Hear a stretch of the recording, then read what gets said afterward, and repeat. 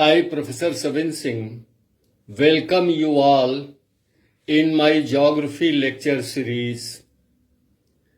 आज हम tropical cyclone के नामकरण की प्रक्रिया, उससे जुड़े मौसम वेदर कंडीशंस और ग्लोबल वार्मिंग और ट्रॉपिकल साइक्लोन के बीच संबंधों पर चर्चा करेंगे.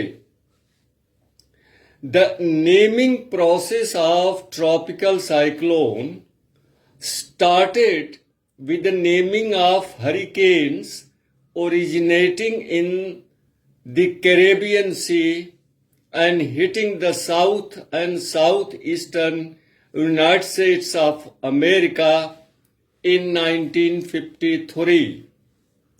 उष्णकटिबंधीय चक्रवातों में नामकरण की प्रक्रिया कैरेबियन सागर में उत्पन्न होने वाले हरिकेन से संयुक्त राज्य अमेरिका में 1953 ईस्वी में प्रारंभ होती है. And the naming process of hurricane started in 1953 and continued till 1978 with female name. संयुक्त राज्य अमेरिका में हरिकेन का नामकरण 1953 से 1978 तक महिलाओं के नाम पर होता रहा. But the women activists in United States staged a very strong protest about the naming process of hurricane only on female names. और महिलाओं के एक वर्ग ने इस धारणा का घोर विरोध किया कि हरिकेन्स का नामकरण केवल महिलाओं के नाम पर ही क्यों, पुरुषों का क्यों नाम न हो.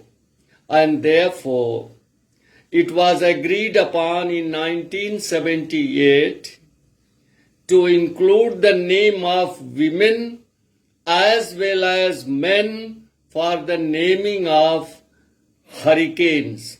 1 year, the female name. The next year, the male name. The next year, female name. And so on. और ये प्रक्रिया आज तक चल रही है. As regards naming of tropical cyclones in South Asia, including 8 countries, Oman, Pakistan, India, Bangladesh, Myanmar, Thailand, Sri Lanka, and Maldives began in 2004.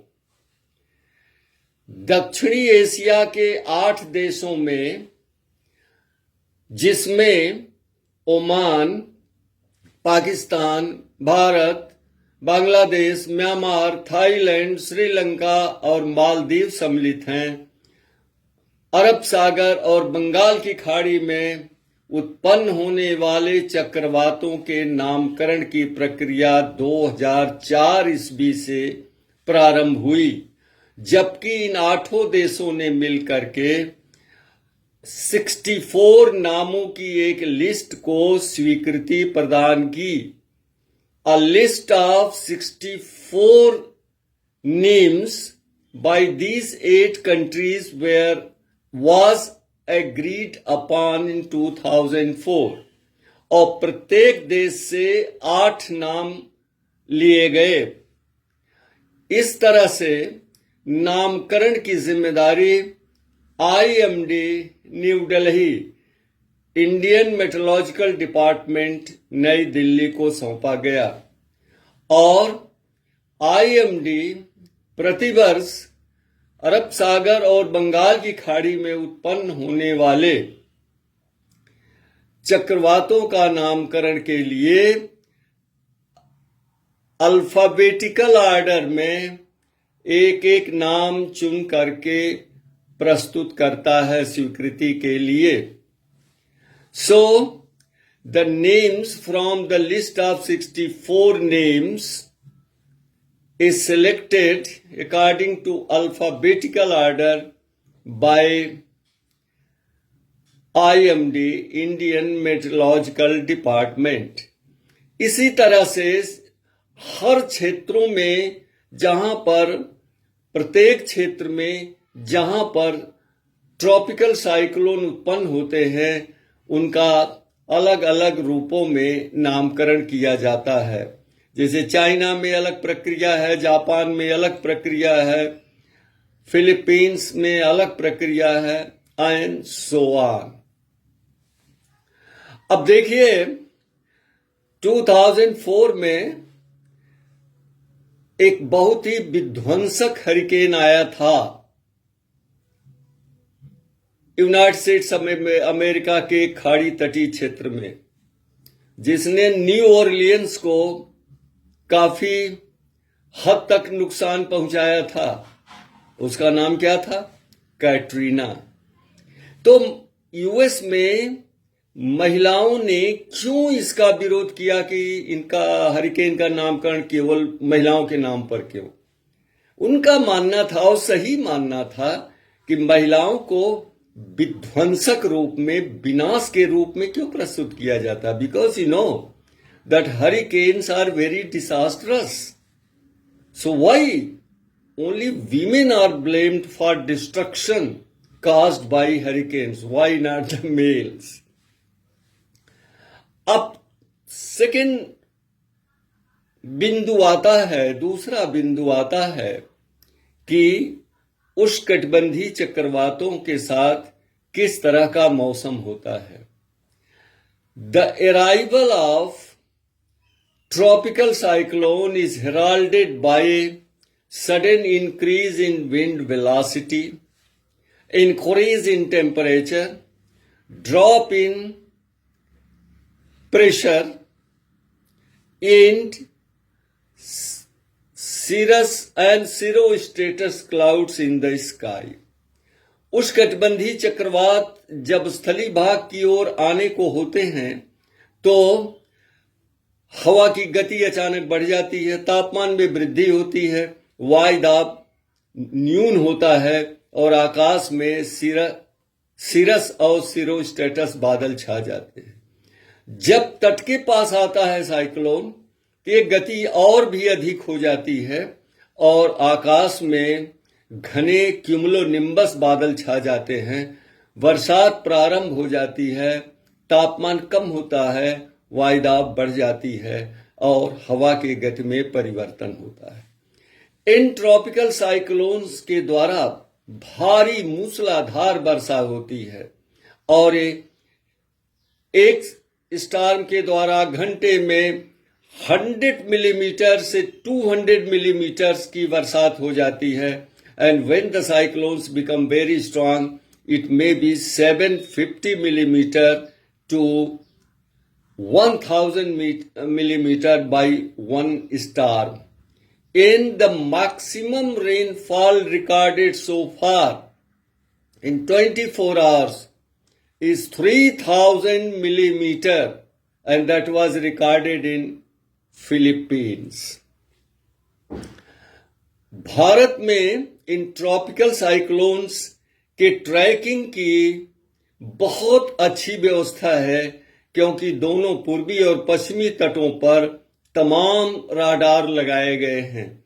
इसलिए IMD, Indian meteorological department, इनका जो है घंटा दर घंटा इनका पीछा करता है और इसकी भविष्यवाणी जो है वो दी जाती है टेलीविजन के माध्यम से, रेडियो के माध्यम से देशवासियों को और पड़ोसी देशों को. There is a well, you can say, established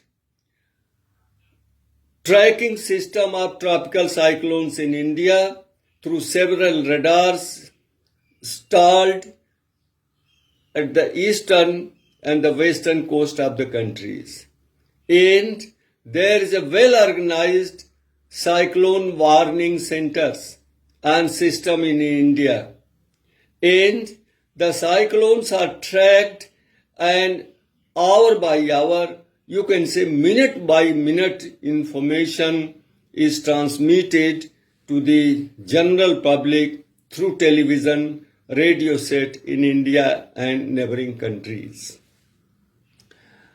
अब ग्लोबल वार्मिंग और ट्रॉपिकल साइक्लोन में के आवृत्ति और इनकी प्रचंडता में सीधा संबंध दिखाई देता है. There is a close relationship between the global warming and frequency and severity of tropical cyclones. अगर हम 2000 ईस्वी से 2020 तक हम अगर देखें ट्रॉपिकल साइक्लोन्स का, कम से कम अरेबियन सी और बे ऑफ बंगाल में, तो इनकी संख्या और इनकी प्रचंडता में काफी वृद्धि हुई है. जैसे 1999 में उड़ीसा में सुपर साइक्लोन आया था, जिसमें विंड स्पीड अराउंड 300 किलोमीटर से ऊपर थी प्रति घंटा. लेकिन उस समय नामकरण नहीं होता था. नामकरण होने के बाद अगर हम देखें तो 2013 में फेलिन साइक्लोन, 2014 में हुदहुद साइक्लोन, 2017 में ओखी साइक्लोन और अभी 20 मई 2020 में अम्फान साइक्लोन, ये भीषण चक्रवात थे जो अरब सागर और बंगाल की खाड़ी से उत्पन्न हुए थे. इसी तरह से अगर हम कैरिबियन सागर में देखें तो हरिकेन्स के आवृत्ति माने फ्रीक्वेंसी और प्रचंडता में दिनों दिन वृद्धि होती जा रही है. The same is the thing with typhoon in China and typhoon in Japan. और ये मैं एक चीज और स्पष्ट कर दूं कि किसी ट्रॉपिकल साइक्लोन का नामकरण उसी दशा में होता है जबकि विंड स्पीड न्यूनतम 63 किलोमीटर प्रति घंटा हो और कम से कम 3 मिनट तक ये टिक सके. Any tropical cyclone is given a name only when a sustained wind speed of 63 kilometre for 3 minutes is maintained. ये जो ट्रॉपिकल साइक्लोन होते हैं वो समुद्री सतह पर ज्यादा विध्वंसक और प्रचंड होते हैं, क्योंकि इनकी जो ऊर्जा होती है वो मॉइस्चर से मिलती है. जब ये तटीय क्षेत्रों से टकराते हैं तो ये कमजोर हो जाते हैं और जैसे जैसे ये अंदर की तरफ स्थली भाग में प्रवेश करते हैं कमजोर होते जाते हैं, वर्षा कम होती जाती है, हवा की गति मंद पड़ती जाती. And therefore the tropical cyclones adversely affect only the coastal region of a particular country or a particular continent. In tropical cyclone के द्वारा कितनी आपदा उत्पन्न होती है और उसका प्रबंधन कैसे होता है, इसका विवरण अब हम तब देंगे जब हम डिसास्टर मैनेजमेंट वाले विषय को प्रारंभ करेंगे. नमस्कार.